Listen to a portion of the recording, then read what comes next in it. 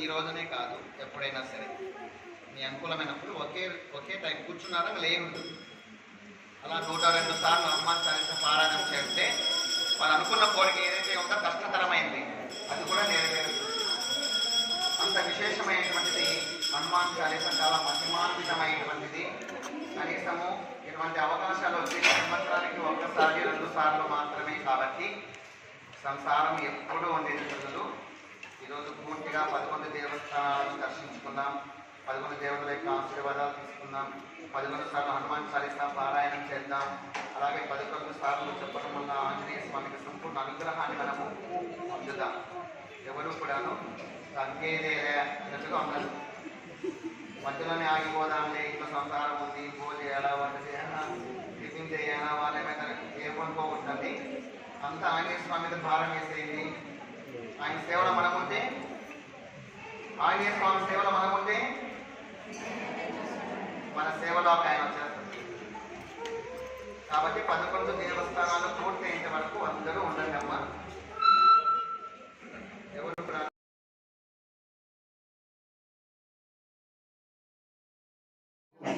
గంగమాన్ చక్రవర్తి చెప్పాలంటే ఆకాశరాజు తమ్ముడు. ఆయన ఏం చేశాడు, రాజ్యపాలన చేస్తూ ఉన్నప్పుడు 2 నిమిషాలు అంతా చెప్పేస్తాను. రాజ్యపాలన చేస్తూ ఉన్నప్పుడు ఒక బ్రాహ్మణుడు తన భార్యను వెంట పెట్టుకుని కాశీ యాత్రకు బయలుదేరాడు. పోతూ వస్తూ మార్గ మధ్యంలో తిరుమలకి వచ్చాడు.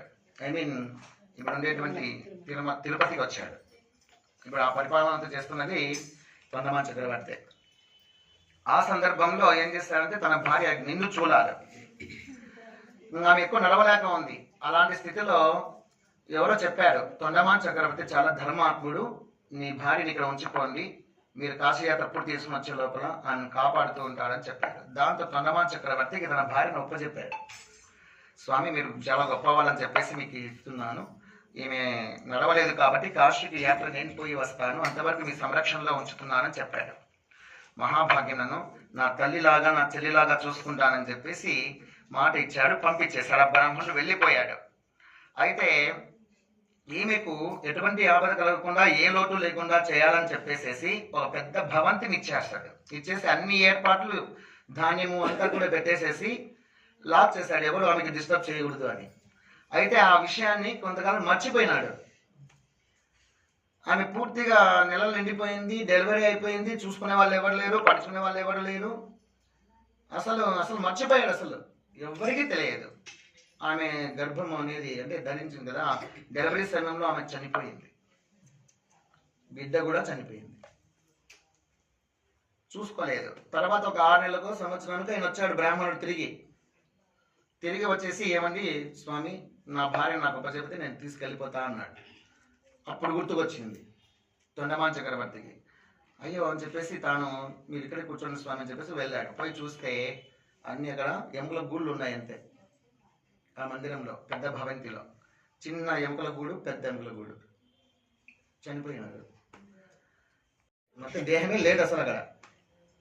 ఏం చెప్పాలి ఇప్పుడు అని చెప్పేసి ఆలోచన చేసి భయపడిపోయేసేసి బ్రాహ్మణుడి భార్య అందులో ఎంత పాపం చుట్టుకుంది, నిండు చూడాలి కదా, నేను చూసుకోలేదు అని చెప్పేసి వెంకటేశ్వర స్వామి దీనికి నాకు సమాధానం చెప్తాడు అని చెప్పేసి, అయ్యా మీరు భోజనానికి ఏర్పాటు చేస్తున్నా, మీరు ఉండండి, నేను తిరుపతికి పోయిందని మా బంధువులతో పాటు తిరుపతికి పంపించినట్లున్నారు, ఆయన కూడా తిరుపతికి వెళ్ళింది, క్షేమంగా ఉన్నారు, మీరు రెస్ట్ తీసుకోండి అని చెప్పేసి పంపించేశారు. రెస్ట్ తీసుకోండి అని ఒక రూమ్లో ఏర్పాటు చేశారు. ఈయన పరుగున గుర్రం ఎక్కేసేసి తిరుపతికి వెళ్ళిపోయాడు. తిరుపతికి వెళ్ళి స్వామి వెంకటేశ్వర నువ్వే నాకు కాపాడని కాల్పట్టుకున్నాడు. ఏం జరిగింది అని వెంకటేశ్వర స్వామి అడిగాడు. అడిగితే ఏం చేయమంటారు స్వామి, తెలియక ఈ విధంగా జరిగిపోయింది, నేను మర్చిపోయాను, చనిపోయింది, ఆమె నువ్వే బతికించాలి, ఆ బ్రాహ్మణుడు నువ్వే భార్యను ఇవ్వాలి అని చెప్పేసి కాల్పట్టుకున్నాడు. మీరు తప్పులు చేస్తారు, నేను ఆ తప్పుల్ని తీర్చాల్సి ఉంటుంది. నీ నిర్లక్ష్యం వల్ల ఒక నిండు ప్రాణాలు తీసావు, ఒక చంటి బిడ్డను కూడా చంపేశావు, ఈ దోషాన్ని నేను భరించాలనా? అందుకే తొండమాన్ ఇంకా ఇప్పటి నుంచి నేను మాట్లాడడం మానేస్తున్నాను, దర్శనం కూడా ఇవ్వను, ఇప్పటికి మాత్రం నీకు గంధం గడిచిపోతుంది, ఇదే నా చివరి మాటలు అని చెప్పేసి ఆనాడు శ్రీ వెంకటేశ్వర స్వామి మాటలు మాట్లాడడం మానేశాడు. ఈయనకు ఎందుకో డౌట్ వచ్చింది బ్రాహ్మణునికి, ఇది కూడా తిరుపతికి వచ్చేసాడు. కరెక్ట్గా నా మైసూరు వచ్చేటప్పటికి ఆ విధంగా లోపల నుంచి చంటి బిడ్డను ఎత్తుకొని ఆ తల్లి బయటకు వచ్చింది. అమ్మయ్య, నా భార్య నా బిడ్డ సంతోషంగా ఉన్నారని చెప్పేసి ఆ వెంకటేశ్వర స్వామి నమస్కారం చేసుకొని వాళ్ళ ఇంటికి వాళ్ళు వెళ్ళిపోతారు. ఆ విధంగా వెంకటేశ్వర స్వామి అందరితోనూ మాట్లాడేవాడు. ఇప్పుడు కూడాను సాక్షాత్తుగా ఉన్నాడు. కలియుగ ప్రత్యక్ష దైవం. మాట్లాడకపోయినా అందరి మాటలు వింటున్నాడు. ఆ కొండను ఎక్కితే చాలు చేసిన పాపాలన్నీ పటాపంచలైపోతాయని వరం తీసుకున్నాడు బ్రహ్మదేవుడు మన గురించి, మన కోసం.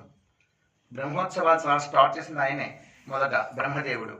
అప్పుడు బ్రహ్మోత్సవాలు పూర్తయిన తర్వాత, బ్రహ్మదేవ నీకేం వరం కావాలో కోరుకొని వెంకటేశ్వర స్వామి అడిగితే, స్వామి నీ కొండపైకి ఎవరు అడుగు పెట్టినా వాళ్ళ పాపాలు అంతవరకు చేసుకున్నవన్నీ పటాపంచలు అయిపోవాలా, అది నాకు కావాల్సిన కోరిక. నా బిడ్డలందరూ కూడా సుఖ సంతోషాలతో వర్ధిల్లాలి, అది ఇవ్వండి వరంగా అన్నాడు. తథాస్తు అని వెంకటేశ్వర స్వామి ఇచ్చాడు. అందుకే ఎంత దోషాలున్నా, ఎన్ని పాపాలున్నా, ఎన్ని కష్టాలున్నా వెంటనే పోయి వెంకటేశ్వర స్వామి నమస్కారం చేసుకుని వస్తే చాలు వాళ్ళ పాపాలన్నీ పటాపంచలేకపోతాయి. వెం అంటే పాపట, పాపం. కట అంటే ఖండించువాడు. అందుకు వెంకట ఈశ్వరుడు అని, వెంకటేశ్వరుడు అని పేరు. అలాగే వెంకటము అంటే సంపద అని కూడా అర్థం.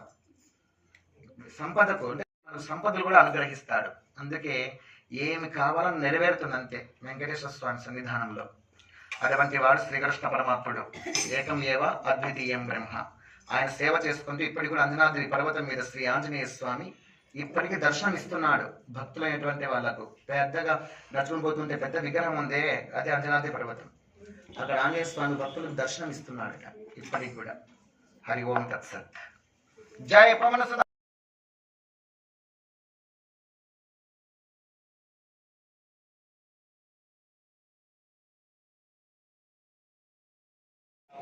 అప్పుడు నువ్వు దగ్గర ఉండి నా వివాహం చేయిస్తావు అని శ్రీకృష్ణ పరమాత్ముడు మాట ఇచ్చాడు.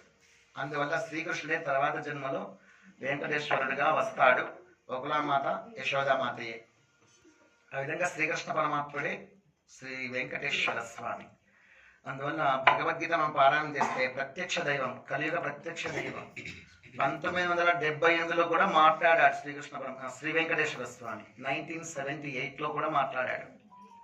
ఆ సందర్భంలో కళ్యాణ డ్యామ్ పూర్తిగా ఎండగపోయి వచ్చింది. 15 రోజులు మాత్రమే నీళ్లు ఉన్నాయి. ఇంకా లాక్డౌన్ చేయాలనుకున్నారట. తిరుపతికి ఎవరిని రానివ్వకుండా ఇబ్బంది పడతారు అని. అటువంటి స్థితిలో ఒక హోమం చేయాలి, వర్షయాగం చేయాలి అని చెప్పేసి ఒక మహానుభావుడు చెప్తే, బ్రాహ్మణులలో పెద్ద ఆయన అందరూ కలిసి ఆ యాగం చేద్దాం సంకల్పం చేస్తూ ఉన్నప్పుడు రాత్రికి రాత్రే 12 గంటల సమయంలో గంటలు ఘన మోగినాయట. అందరూ లేచి కూర్చున్నారు. అర్ధరాత్రి పూట ఇప్పుడైతే తెలుస్తున్నారు. అప్పుడు అందరూ వాకిలు మూసేసేవాళ్ళు, 8 గంటలకే ముగించేవాళ్ళు. కానీ 12 గంటలప్పుడు పోయి గంటలు గనగన మోగుతుంటే ఎవరు లోనికి వెళ్ళారని చెప్పేసి అందరూ లేచి గమనిస్తూ ఉన్నప్పుడు ఆకాశవాణి వినిపించదట. శ్రీ వెంకటేశ్వర స్వామి వాయిస్లో, ఎవరు భయపడవలసిన అవసరం లేదు, రేపు చేయవలసినటువంటి యాగాన్ని పూర్తి చేయండి, ఖచ్చితంగా వర్షం కురుస్తుంది అని ఆ వాక్యాలు వినపడ్డాయి తిరుమల దేవస్థానంలో నుంచి. మరుసటి రోజు చేశారు యాగం. ఒక్క మేఘం కానీ లేదు. సాయంత్రం అయిపోయింది, హోమం అయిపోయింది. అందరూ వెళ్ళి కళ్యాణి కట్ట ఉంది కదా, అక్కడికి పోయి స్నానం చేశారు. కోనేరులో స్నానం చేసి అందరూ అట్లా బయటకు వచ్చి చూసి మేఘం లేనిది టక్క ఎక్కడి నుంచి మేఘాలు వచ్చేసాయి, అన్ని మేఘాలు వచ్చేసాయి. వాళ్ళు అక్కడ కోనేరు దగ్గర నుంచి దేవాలయం పోయే లోపలే విపరీతమైన వర్షము, పూర్తిగా నానిపోయారు. రాత్రికి రాత్రే కళ్యాణి డ్యామ్ పూర్తి నిండిపోయిందట 1978లో. అప్పుడు కూడా శ్రీ వెంకటేశ్వర స్వామి మాట్లాడాడు. అంతకుముందు కూడా రోజు ప్రతి ఒక్కరితో మాట్లాడేవాడట. అయితే వాళ్ళ బావమరిది చేసినటువంటి దోషానికి, ఇంకా నేను ఎప్పుడు నువ్వు తప్పులు చేస్తూనే ఉంటావు, ఈ మానవులు ప్రతి దానికి నేను సమాధానం చెప్పుకుంటూ ఉండాల్సి వస్తుంది అని చెప్పేసి తాను మాటలు మానేస్తున్నాను, ఇప్పుడు నీ గంధాన్ని నేను తీర్చేస్తానని చెప్పేసి వెంకటేశ్వర స్వామి ఆనాడు మాట్లాడడం మానేశాడట. లేకపోతే ప్రజలతో అందరితో మాట్లాడ మంగళం